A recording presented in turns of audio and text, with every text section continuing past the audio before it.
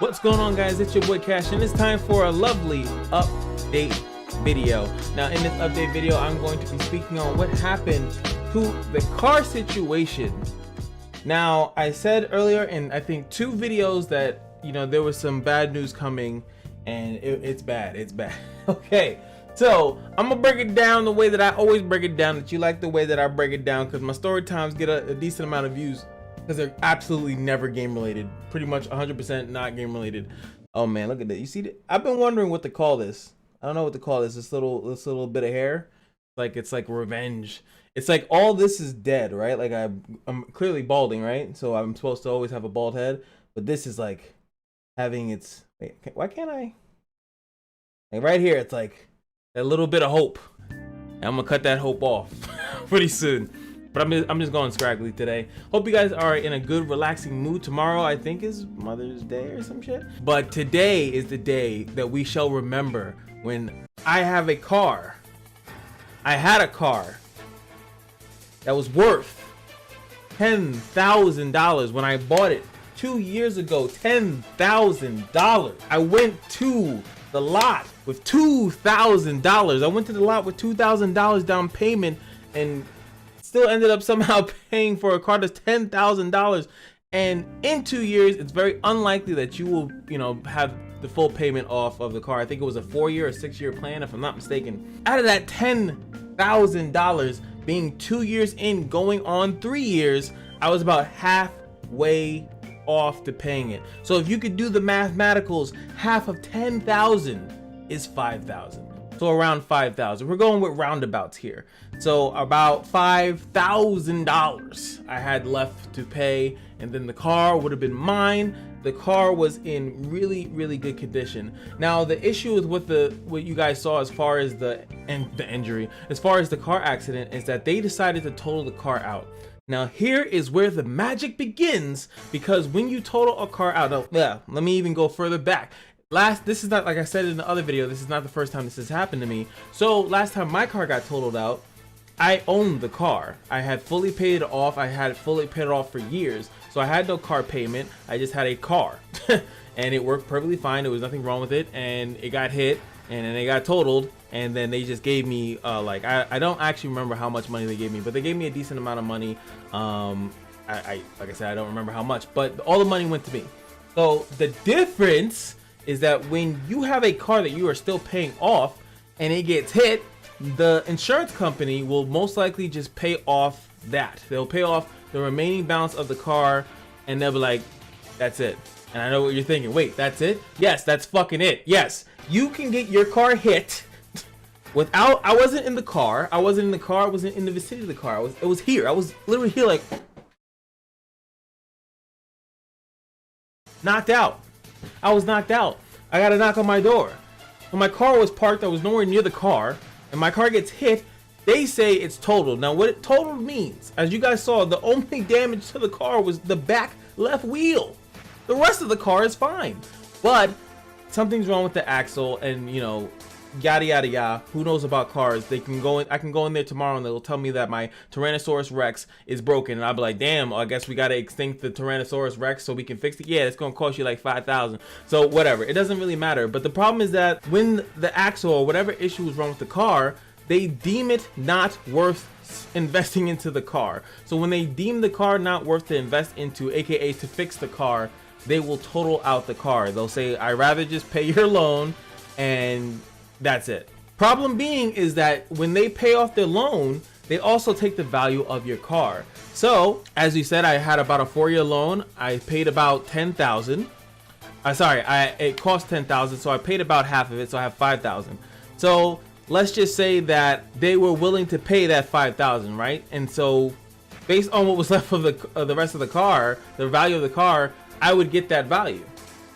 Now that value happened to be about $300.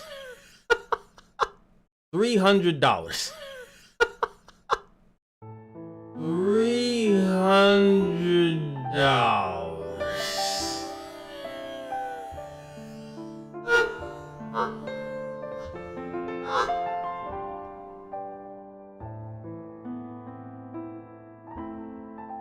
Oh, I'm laughing now because there's a reason why I didn't do this video earlier, because I was fucking pissed. Because I have a car that I paid $10,000 for, kept in mint fucking condition, and with that, someone hits my car. I'm completely the innocent. I am the victim in the situation. Hits my car, and then the insurance company tries to tell me, well, we'll pay off the loan and we'll give you the difference, and the difference is about $300.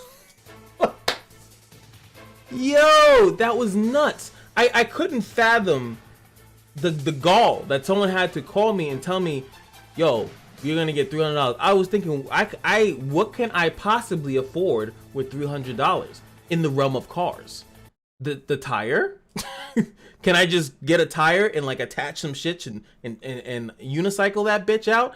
What can you afford in the means of transportation? Like Uber forever? Like what? Like that's nothing. You can't do anything with $300. You literally can't.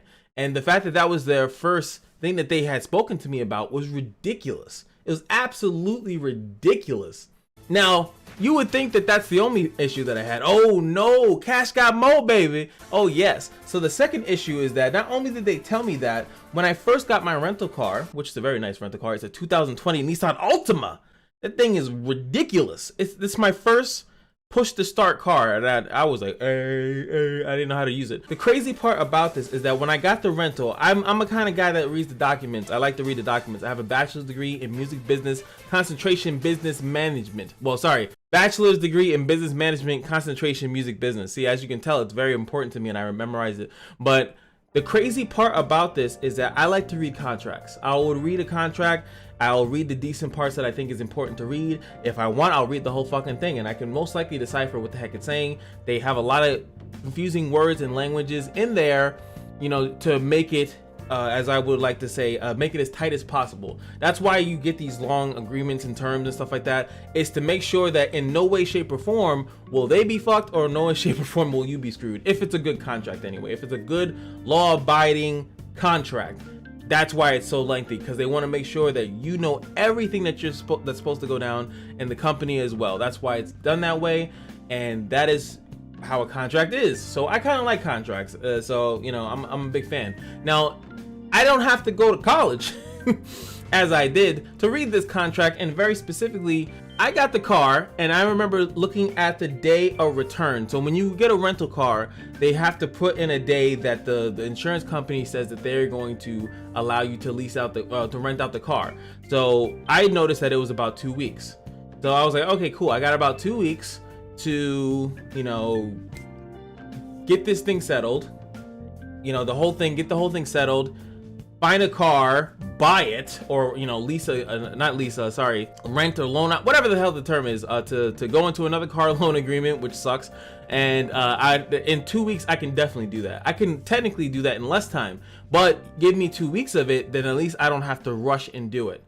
But lo and behold, not only they literally hit me up on the phone and say, yo, you're getting $300, and by the way, now the rental car, since we now realize the state of your car that is going to be totaled, we are going to shorten the time to 5 days. So technically, today is the 9th, and I would have to give the car back on the 12th. That's what they told me. So it was like, so not only do I'm gonna get $300, and I'm gonna give the car back on the 12th, and that would be it.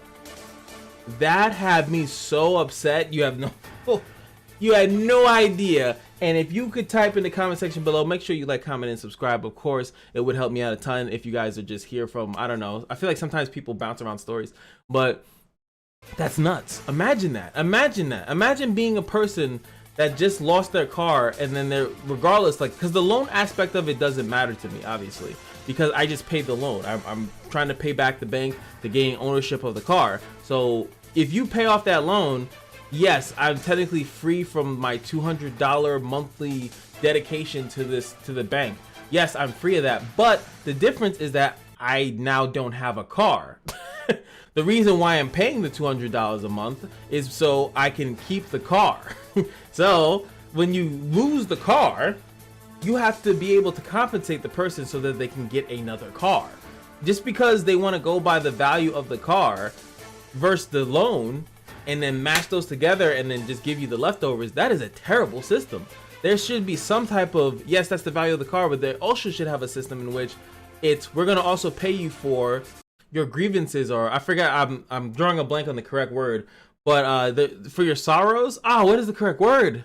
Your inconvenience. We're gonna pay you extra for your inconvenience because we know that you will not be able, logically, financially be able to get a car with the amount of money that we're currently offering. $300. Why would you even come up to me with $300? It doesn't make sense. What am I supposed to do? Of course I'm gonna say no to that. So of course I'm freaking out, and the first thing I'm acting like, yo, there has to be some other options that there hasn't. Then that's what, first of all, they were telling me that these were options. When I get a phone call and I'm told that these are the 3 options that I have, I'm assuming that these are the only 3 things that I could possibly do. I can either do that deal with the $300 that is very appetizing.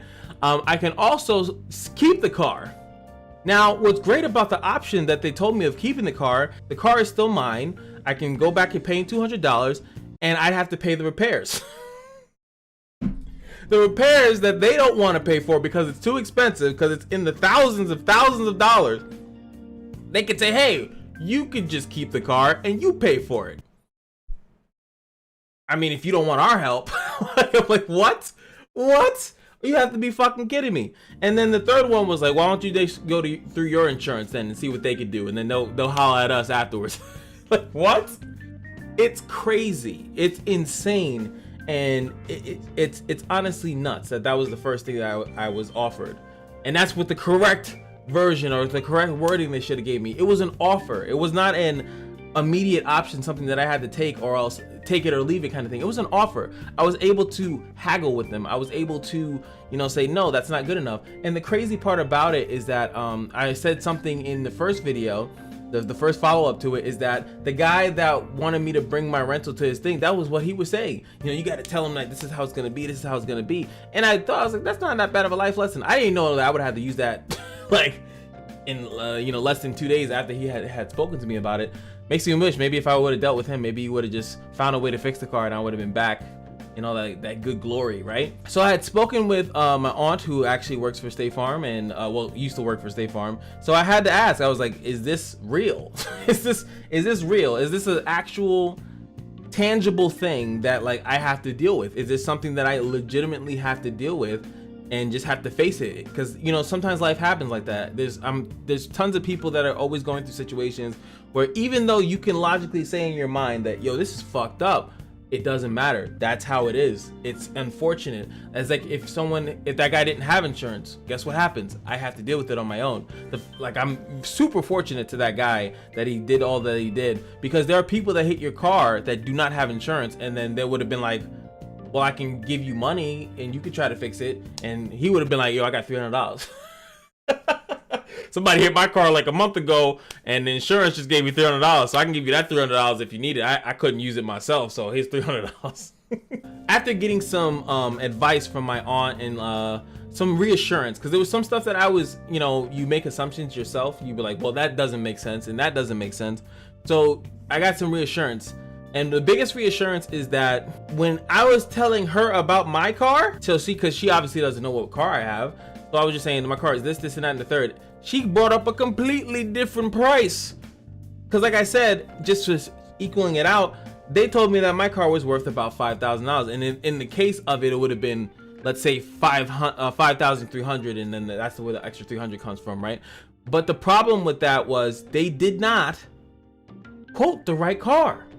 My car is a limited edition car. My car has a 5-disc CD player inside of it. My car has a navigation system. My car has a fucking moonroof on it. This was all not in their thing. So my car was hugely undervalued. Not only on that, they also were on the record telling me that they also didn't type in the VIN correctly, which means that they also could have gave me a completely wrong car. So they messed up on technically 4 to 5 fronts in giving me an evaluation, which is terrible. Meanwhile, there's a what is it, like an emblem on the back of my car that says it's a limited edition. It says it right on the back of it. The moonroof, I don't know, it's attached to the fucking car on the top of it. It's right there. It's there, you can see it. The navigation system is maybe something that you didn't know, but I had to mention that to them because I was like, wait, I think I did use a navigation system. Can you double check if there's a navigation system? It's like, oh yeah, there is one. Would you look at that? Oh, there's a disc. Oh my. So now, like, they're just like realizing that my car has different features, nothing that I've added onto it. So the car came customary like that. So it's clearly not a standard edition of this vehicle.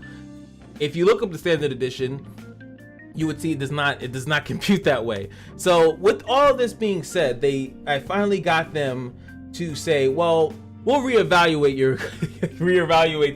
the cost of your car. And I kept telling them over and over and over again is that, one, I'm an essential worker. If you guys don't know, I'm working right now. I have to work, I have to go to work, but I am at risk. When I have to go out, I'm at risk as the same person that's in the grocery store. Maybe not as much people going by, but the same person that might come in to work for my shift, or the people that work around my shift, are the same people that are going to the damn grocery stores. So if they go to the grocery store and they get corona and then they come to my place because they have to do their shift, guess what? Now I can get it. Instead of being like everybody else that is just literally sitting at fucking home getting unemployment that's paying more than what I am to go to work. So we're not even gonna begin to talk about that. But even still, also the inconvenience that I have to go through is that now I have to find a car in the COVID-19 pandemic. I have to go to a dealership right now, again, with those same type of risks. Again, like I said, I don't think that they realize the value of the victim here. I'm really in a fucked situation because all in all, it was great to have my own car. Now I have to get another car, and I'm gonna hope that it's been super sanitized. I don't know. Do you guys, would you assume that every car in the lot of a lot in a car dealership right now has been sanitized properly? That I guess you can't even do test drives. How do I know if they've been giving test drives? I have no idea. I have no idea the conditions of these cars. But I know that, you know, I'm hoping that when I do that, that's going to be the case. But this is a crappy situation. It's probably the worst time to make a big purchase, and if the car gets me sick, what the fuck am I supposed to do? It's very unlikely that would happen, right? But it's just the situation. It's the situation that I've been put in due to someone else's mistake. I am the victim here. So yes, they changed it. It went up. I'm not gonna say how much. It's because I think that that's a little bit too much information to put out there. I always told them specifically, I just need enough money so that I can go and put a down payment on a car. Because that's all I should be able to give. I should be able, you can pay the loan, like they're still gonna pay the loan, right? So that's awesome. But I still need money to get a new car. If anything, if they would have set a system where it's like, oh, we'll pay you the loan and we'll get a deal with the certain dealership within your area and we'll get you a thing. So pretty much I don't get any money, because there's a possibility where they could say, let's say that they give me $5,000, right? That I can put a down payment of $1,000, $2,000 and then pocket the rest.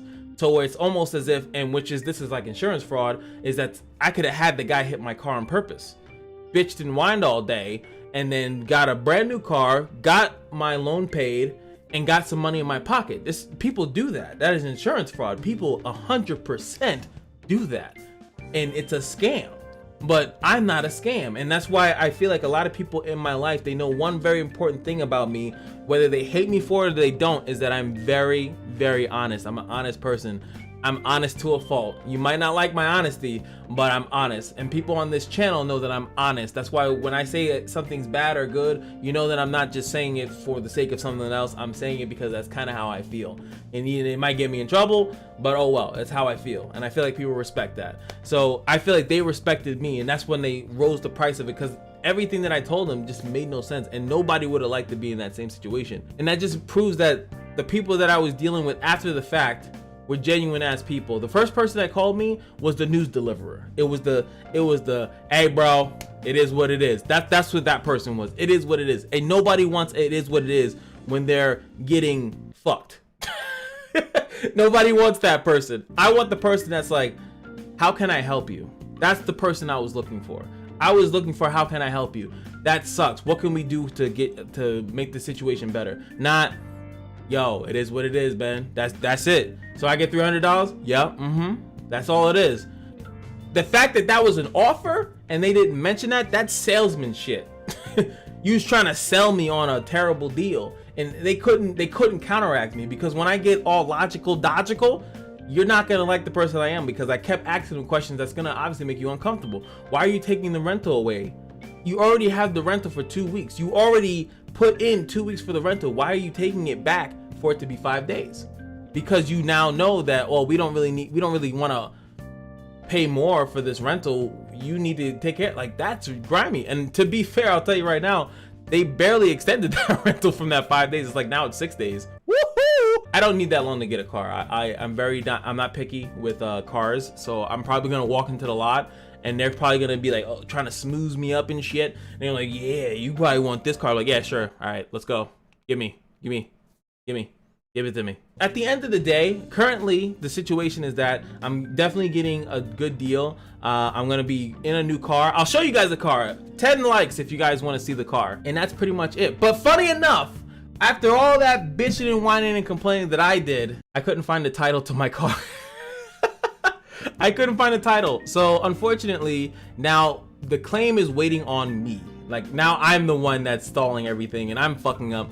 So I hope that that doesn't like reduce the amount of money. There's a possibility that it could, probably by like, you know, $10, $15, $20, $30, maybe it's like that, maybe hell 50. Even if it's by 100, it's at this point it's my fault because I lost the title. They apparently, the bank said they sent it to me, but the problem with the bank sending me the title is that these fuckers always send you credit cards and pre-approved deals and stuff like that. There's a high likelihood that I just chucked that thing. But hopefully you guys enjoyed the story. I still got many more. I'm a boring guy, but I do have some stories that I can put out into the internet without having to risk my job or my livelihood.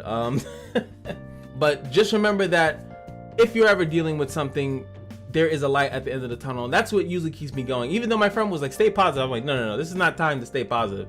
This is the time to get shit done. That's exactly what I told him. I was like, I'm not gonna be positive. I'm going to be very strict. That's what it is. I'm gonna be strict to the point where it's not that I was looking for a positive outcome. I'm looking for the best outcome for me, and the best outcome might not have been in my favor, but at least I would have known that I was getting the best outcome for myself at that time. So that's what I was always looking for. That's kind of where I like to do. Like, yes, sometimes you're gonna get fucked, but remember that there is a light at the end of the tunnel, and you can 100% navigate your way to it in a great way. Just stay calm, breathe in, breathe out, and look at the situation that you're in. Look at the options, look at the offers, look at everything that you can possibly do to better your situation, and start taking it slowly but surely. Because once you're actually in that situation, it's, you know, a lot of things are gonna hit you. A lot of people are gonna hit you. One of the things I would say, hey, please don't tell anybody, like as I'm telling everyone now, but don't tell too many people because I don't want a bunch of advice. Hope you guys enjoyed the video, and just remember that day at the casino is your lucky day, and I'll see you guys in the next video. Peace.